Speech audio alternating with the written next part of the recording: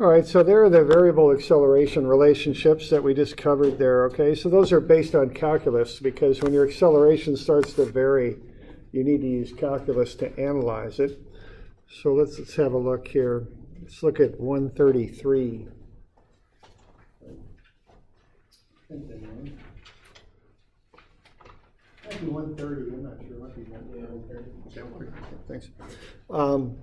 All right, so we got a block starts from rest at time equals 0. It then moves in a straight line with its velocity described as v equals 6t minus 3t squared.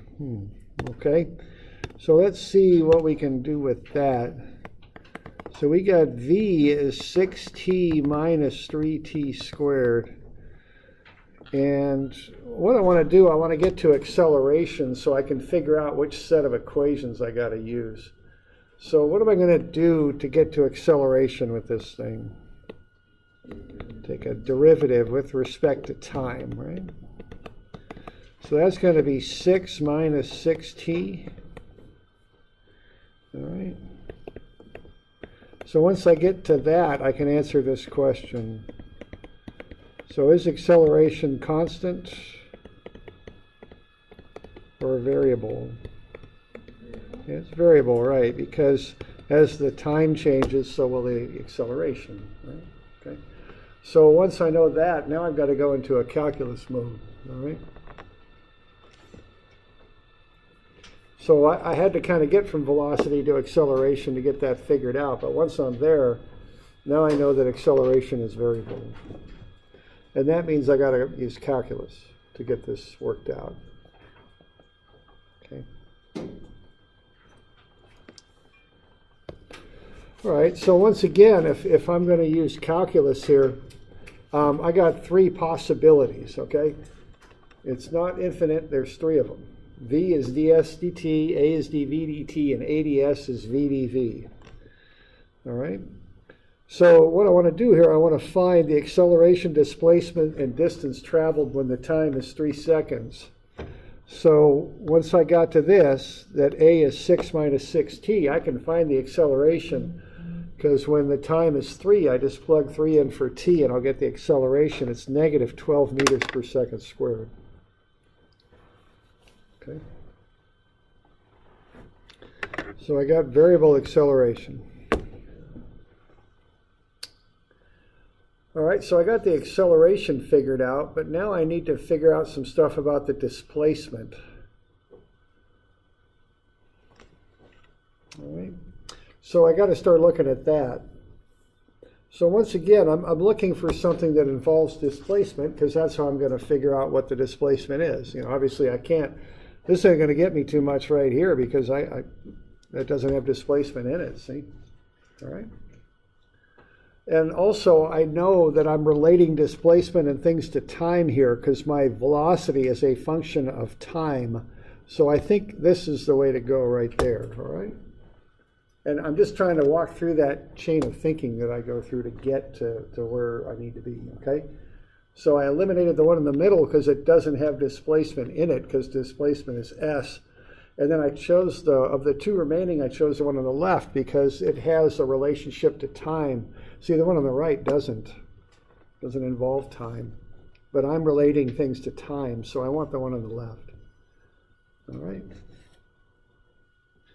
All right, so what I'm going to do is use that one on the left. So I got V is 6t minus, so I'm kind of rushing through this. Is everyone good with that, what I just went through there? Because, you know, I want you to think about this stuff critically, you know, to pick the right equation, you know.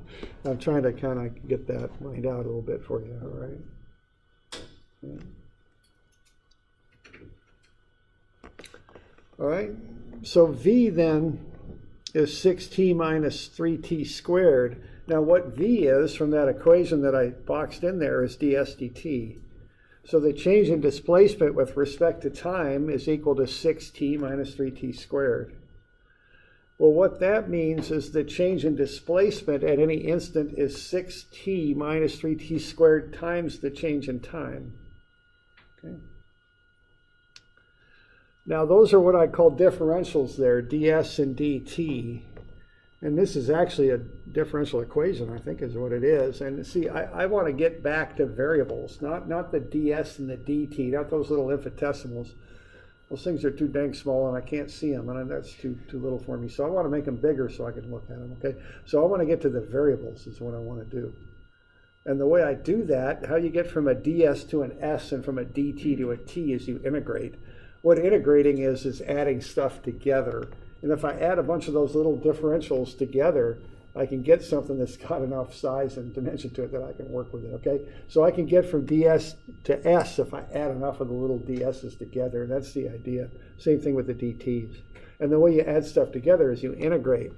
So if ds is 6t minus 3t squared dt, the integral of ds is the integral of 6t minus 3t squared dt. And that integration process gets me back to the variables that I want to use. Okay.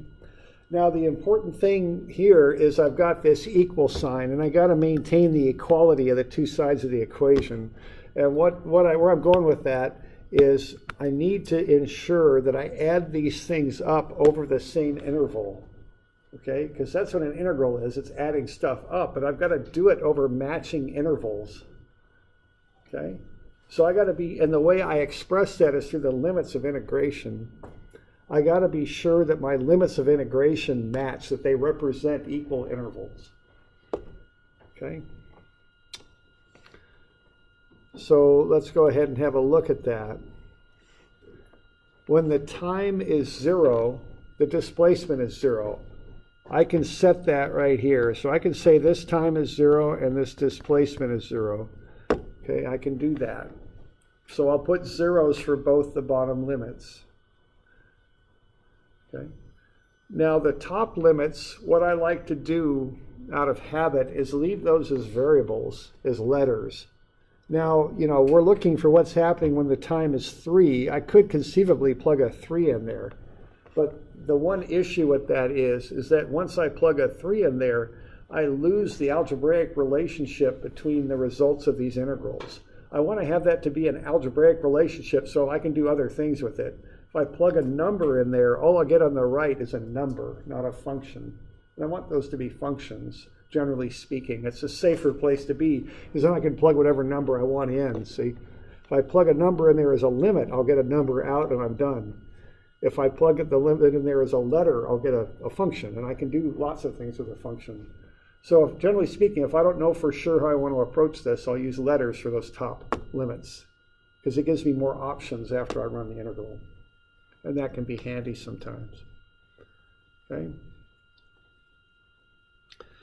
So I got the notes over here that are written down. So the limits of integration should be matching values. They should express the same interval, and leave these limits on the top as variables. This allows you to do more calculus and algebra with the resulting equation, because they'll be functions, what you get out, not numbers, but functions. Okay, that's the idea. All right. So I'll integrate ds, and I'll get s, and I'll integrate 6t minus 3t squared, and I'll get 3t squared minus t cubed.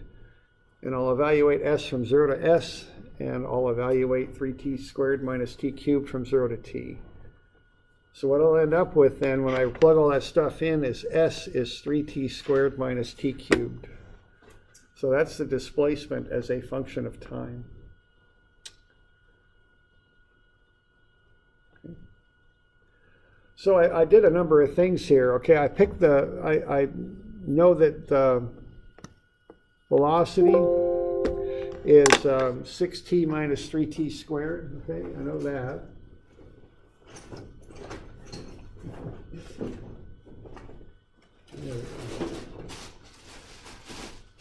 I know that calculus stuff, but I don't know where my plug-in is, and that's might be more practical information to have right now is where my plug-in is. But I guess I know both these things, so plug it in. There we go.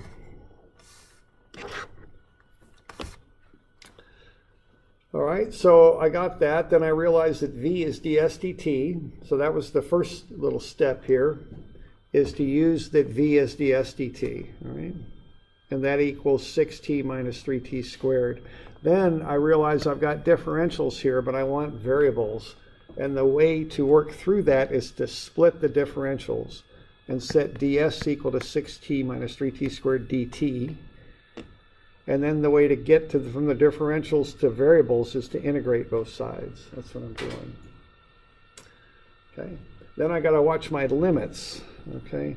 So that's this business here. I want matching limits that express the same interval, and I like to leave my top limits as variables because I get functions out then. Okay. So that's some of the stuff I'm thinking about and working through this. So now I got s is 3t squared minus t cubed. All right. So what I'm going to do, I'm just going to plug in t. All right. So t is 3, so I plug 3 into that relationship, and s is 3 times 3 squared minus 3 cubed, and that comes out to be 0. Looks like I didn't go anywhere. That's no good. S is 0. So what happened? Why is S 0? What occurred there? What's that now? You don't know? No idea. I threw a rod and my car isn't going anywhere today. I don't know what's going on. There was an ice storm. I don't have snow tires. I don't know. Didn't. Yeah, it could be. Yeah, it's possible. Yeah, there you go. See, I got up this morning in my house. I came into work, and hopefully I'll make it back to my house tonight. What's my displacement from this morning till the night? It's 0, but I went somewhere, right? I just came back. Okay, that's what happened. All right. So what's going on is I went out and I came back, and see there was a big hint here early on when I found the acceleration. What was the acceleration when the time was 3? -12. Okay, that helps me to see how I'm coming back. Okay, so that's what's going on. All right. So I know the displacement at time 3 is 0. But I also want to find the distance I traveled, okay? So I started off at my house, I drove to work, and then I'm going to drive home tonight. So my displacement's 0, but I certainly my odometer of my car has changed. You know, I've gone a distance. All right, so I want to figure out how far out that point is where I turned around. What do I know about that point right there that'll help me with this struggle here? There you go. I turned around. It's like that other thing, velocity 0. Okay. So that's my known piece of information that'll help me figure out where that's at. All right. Y'all okay with the thinking here and what's going on? We got the numbers that we're running, but we also want to kind of understand physically what's happening. Good. All right, so I know the velocity, and see this illustrates why I like to use variables. See, I've got S, if I'd have plugged a number in there for up in this step for this integral, if I'd have plugged 3 in up there, all I would have gotten was S is 0. That's all that would have happened, and that's all the information I would have had. It's better for me to plug T in there. That allows me to analyze it a little bit more. So I like to put those letters in there because I get functions, and I can do more with them, okay? More analysis or whatever I need to do. All right, so what I've got here is V is 6t minus 3t squared, but I know V is 0 out there. So I'll put 0 in for V. So 3t squared is 6t. There's 2 roots. One of them obviously is 0, and you know when I start at time 0, my displacement is 0. So once I've eliminated t equals 0 from the root, then I can divide through by t. Okay, you know it's illegal to divide through by t. You get arrested if you do that, right? You can't do that. So, but if I eliminate that from my possibilities, then I can do it. That's what I'm doing here. Now I could plug this into the quadratic equation. I could solve it all different ways, but I'm just going to do it this way, okay? So I established t is 0 as one of my answers. Then I'll eliminate that from my second answer, and that allows me to do that mathematically illegal thing of dividing by 0. Okay, so I can divide by t now. And so t works out to be 2 for my second answer. So that's what's happening right there. The time is 2. Yeah, question? I get that velocity will be 0, but it doesn't look like it Because if you draw a tangent vector right there, it's not zero, it's just going down. It's going down. See, I had to represent this. Had I drawn this with the true velocity, I'd have a horizontal line back and one out and one back. They'd overlap each other. So I drew it down just a little bit just so I could show the coming back part. You know, the true representation of that line would just be straight back and then coming right back over it. And so it's easier for me to draw it with just a little bit of a loop down. But yeah, you're right. But you know, that's just how I'm choosing to represent it, to make it so you can look at it and see what's going on. Okay. So yeah, I don't really know. And I guess to kind of get more to your point there, you're talking about the tangent to a position vector as being the velocity. I don't, obviously for the position vector going horizontally out, the tangent is going that way. I don't really know how you represent that one instant in time when it turns. I mean, obviously the velocity vector is to the right going out and to the left coming back. That one instant when it flips, I think all it's doing is going to zero. I think the vector is getting smaller and smaller and smaller and zeroing out, and then it ends up going real small to the left and increases as you go. I think that's what's going on. Yeah, okay. Yeah, right, yeah. I don't know what the function is exactly, but yeah, that's what it's doing. Okay, so I got t equals 0. And then see, here's that equation that I generated by using variables instead of numbers in that integral. So that was handy to do because now I can plug in this second number 2 in there. Okay. And now I can plug 2 in there. I'll find the displacement when t is 2. It's 4 meters. So the total distance is twice 4. It's 4 meters plus 4 meters. It's 8 meters. So to get back to me driving my car to work, if it's 20 miles to drive to work, it'd be 40 miles total distance traveled, okay, there and down.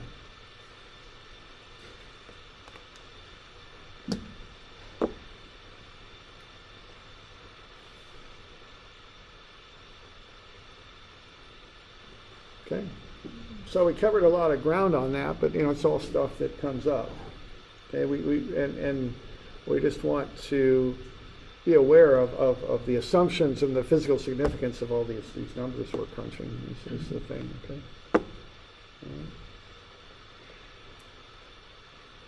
Yeah, question? What are the units on S equals 3t squared minus? Yeah, that's a good question. When you start doing calculus on these units, the units kind of blow up on you. It's not like you can do dimensional analysis because you kind of created this artificial construct. It's right there. The units on that just don't work out. It's a functional relationship.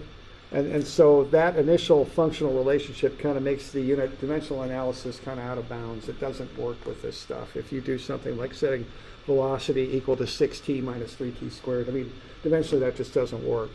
But it's a functional relationship. There's some sort of constant in there. And it'd have to be one constant here and another one there for each set of units to get them converted into the unit you want. So once I have that functional relationship established, I don't bother with units after that. In other words, yeah, right. On these calculus problems, right? They don't work out that way with dimensional analysis because of the initial assumption you make. So don't hang up on it. Yeah. So which assumptions did you make? Man, I made a lot of assumptions. I did, seriously. I mean, I assumed I'd get up this morning and come to work. I mean, that was assumption number one. And they just kind of stacked up from there. I mean, okay, so what do we do here? What assumptions? Okay, first assumption is that we have variable acceleration. Maybe not an assumption, but a conclusion, I guess, okay? And that was based on taking the derivative of the velocity, okay? And so I got variable acceleration.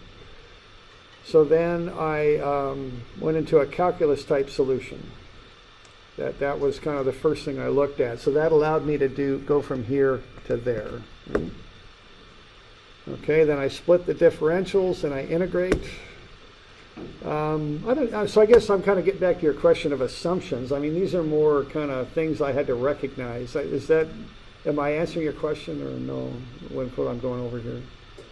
I mean, It's good that you pointed that out. Okay. That you started out assuming that Yeah, okay. Yeah. Yeah. Are there any other assumptions that you made that made you do the calculations, or was it all kind of based that's kind of step one. Step two was splitting the differentials, which really is an assumption. It's more of a technique. But you know, to get through this type of thing here, you split the differentials and integrate. That's the standard way to get to variables from differentials.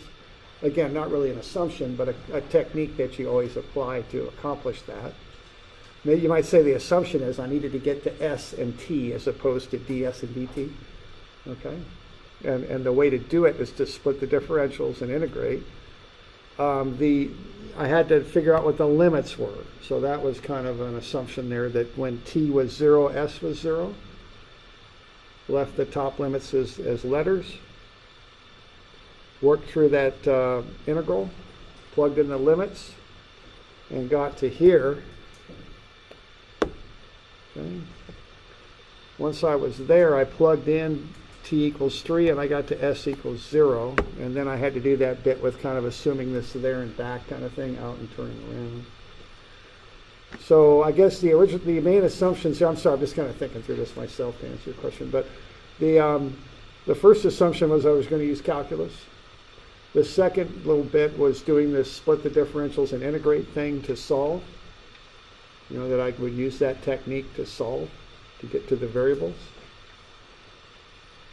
And then putting in the limits was the next assumption, matching limits. And then I had that extra little thing on this problem of realizing it was turning around and coming back. And so v was 0 was an assumption right there. And I used that to find that distance. Okay. A lot of stuff, but it's on that. Okay. Good.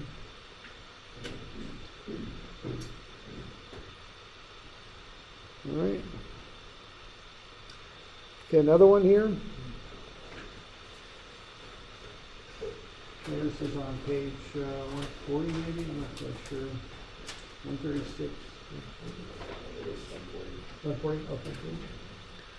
All right, we're gonna shoot a package against the spring.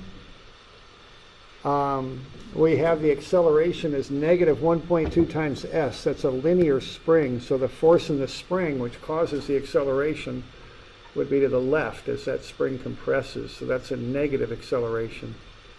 Let's find the speed of the block when s is 0.9 meters and the maximum displacement of the spring. All right. So variable or constant acceleration?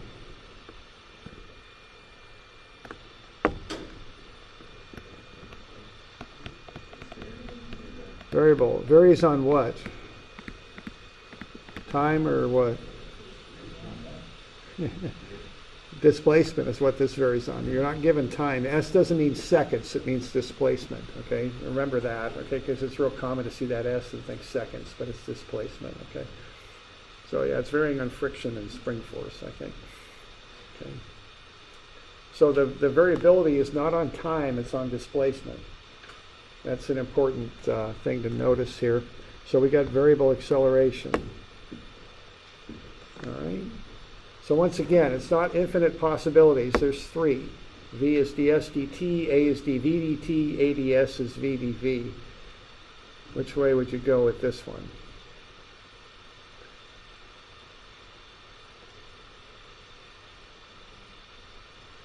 Oh. So we got door number 1, door number 2, door number 3. What's that? Number 1? Okay. Yeah, that's the trick on that. We're not, see, this has nothing to do with time. There's no information about time in that at all. So you can't just throw that into either of these relationships because they depend on time. And I don't know anything about time. Okay, so that's just not going to work. I have to use the one on the right because acceleration is a function of displacement. So when you do these integrals, you've got to be sure that your differential matches your variable so you can integrate. You can't just integrate an s variable with a dt. It just they don't connect. They don't have any relationship to each other. So what I want to do is I want to relate a, which is negative 1.2s, to ds. I can integrate that. okay? Because it's negative 1.2 s ds. Okay, I can integrate an s with a ds, but I can't integrate an s with a dt or an s with a dv. It just doesn't work. Okay.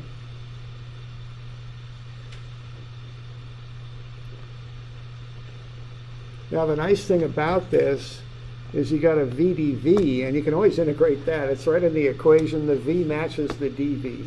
Okay, so that'll work. Okay.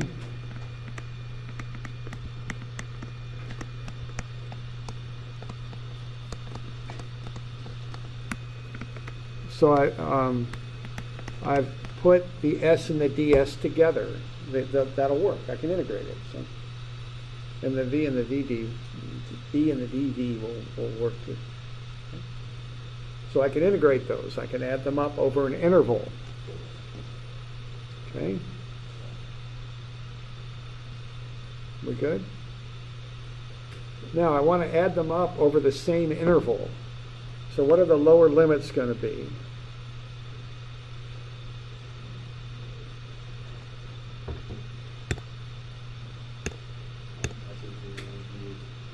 There you go, yeah. See, when s is 0, the velocity is 2. You've got to get those lower limits right, okay? You can't just use zeros on the bottom, because when s is 0, v is not 0, v is 2. So if you want to integrate them over the same interval, you've got to use 0 in s and 2 in v. That's what you've got to use, okay? So you can't just do antiderivatives on this stuff. You got to include the limits to get them to work out properly, or at least pick it up as a constant. You know, you got to be careful on that. Just don't knock an antiderivative out. Look at the limits and be sure they match, that they represent the same interval. So when s is 0, v is 2. It's right there. Okay. Okay. So I'm going to use 0 and 2, and the top ones I'll leave as letters, S and V. Okay, and then I just integrate the thing out. So negative 1.2 s ds integrates out as negative 0.6 s squared, and vdv integrates out as v squared over 2. And then I plug in the limits.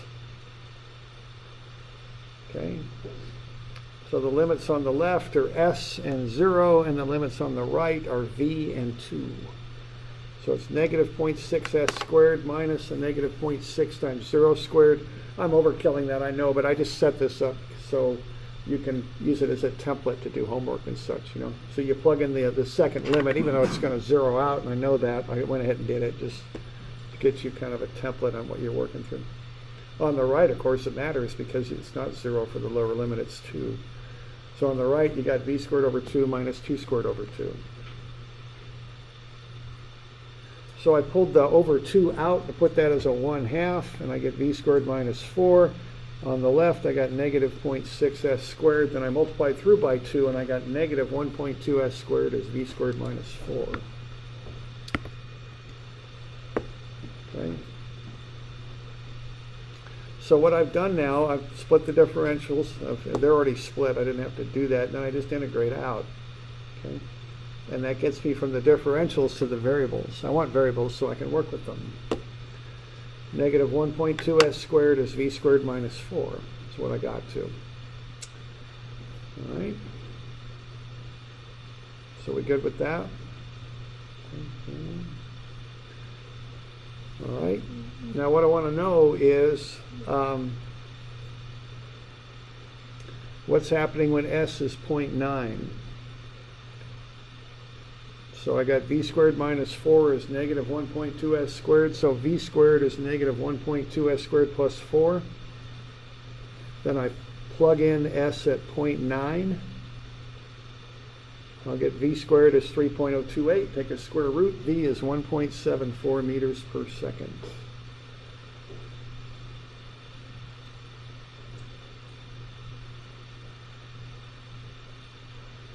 Okay.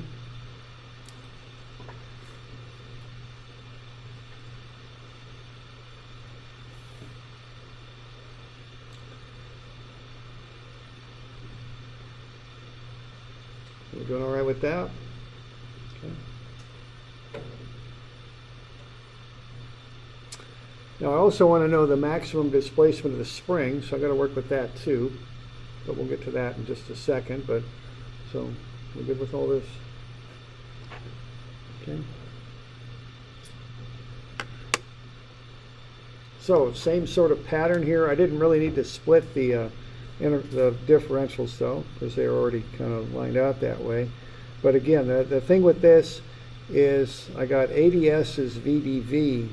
I'm using that because the acceleration was expressed as a function of displacement. That's why I'm doing that. So when I plug that in for A, it matches the ds, and that way I can integrate it. I just can't integrate, for instance, an s variable with a dt or an s with a dv. It just won't work because they don't match. They're not functionally related. Okay? So that's why I use that ADS as VDV. So negative 1.2s ds is the integral is VDV, and then to get those differentials to go away so I can get the variables, I integrate. And when I do that, I got to watch my limits. Right up here, I'm given the limit relationship. When s is 0, v is 2. And then I put variables for the top limits. Okay. Yeah, question there?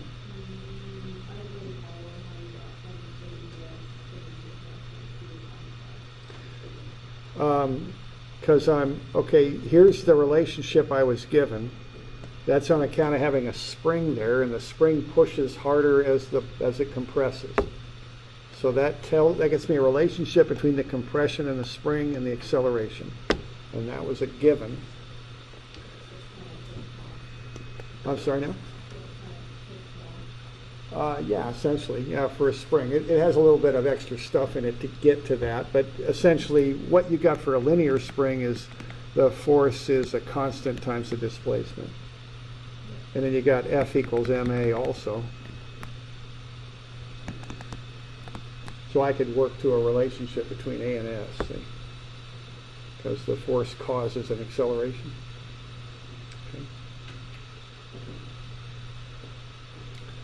So with this being given, I just took the negative 1.2s and plugged it in for the A. That's all I did. Okay.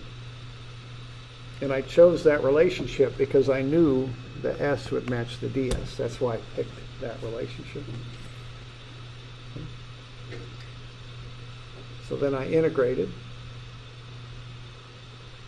And just went ahead and worked on my way through to get v squared is negative 1.2s squared plus 4, and plugged in the s at 0.9, got the velocity. Okay. Now to finish this thing up, I also want to know the maximum displacement of the spring. Okay. So at the maximum spring displacement, what's the V going to equal when that spring is all the way compressed? 0, okay. Because when the maximum spring, see, the thing will keep sliding until it stops. And when it stops, the spring is at its maximum compression. That's it. So I can plug 0 in for that and solve for S. And that'll get me the maximum spring displacement. Okay.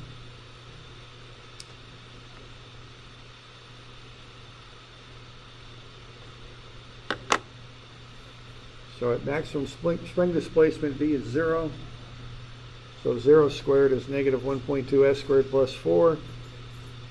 So S works out to be 1 point, I don't think it's meters per second, I think it's meters. That's what that is. All right.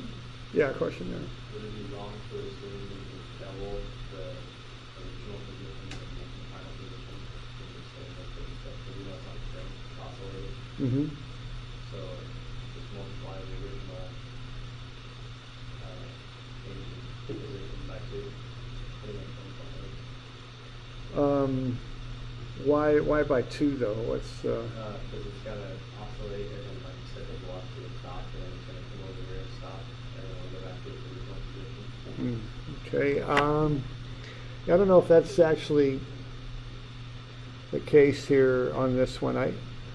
Because what we got to here was the thing, when the thing was, I don't know what that displacement was. It was point 9, right? And that was displacement, so that's coming this way. So when this is 0.9, the velocity was 1.74 or something. I don't know what the heck it was. Yeah, 1.74. But I don't know if that's really going to tell me. You know, it could go quite next to the wall and then come back too. I mean, so I don't know if I can just go with that. You know, as I understand your question anyway. I don't know of a way to do it other than this way. I'm kind of working through to get to the 1.83 meters. I think, if I can guess, that you're thinking that the spring is full, like 4 meters in the east? No, this is like a shock absorber, like the, you know, oh, okay. Yeah, If this, you did that, then it would go. oh, it'd come out and then come back, and it'd kind of catch in the middle. I mean, it would come, yeah. This I was thinking more along the lines of it starting here like a box, like it's a shock absorber kind of thing. Okay. It's not attached to the spring. There we go. That's the way to say it. Yeah. Got it. Okay. All right. So that's a bit with algebra and then with calculus and working through some of these kinematics things. So why don't you do a few of these? And so this will be the general drill in the class. You know, we'll go through some stuff for an hour. We'll take a little break and go through some more stuff. I'll get you some homework to be working on. How about doing 111? That looks like a good one. And then we'll also have to do a couple others. So that's an algebra one, a couple of calculus ones. I think 122 and 123 work out pretty well usually.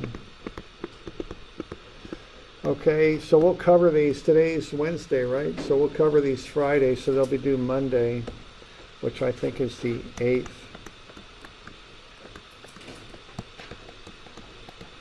All right. Are we doing all right with that? Any questions?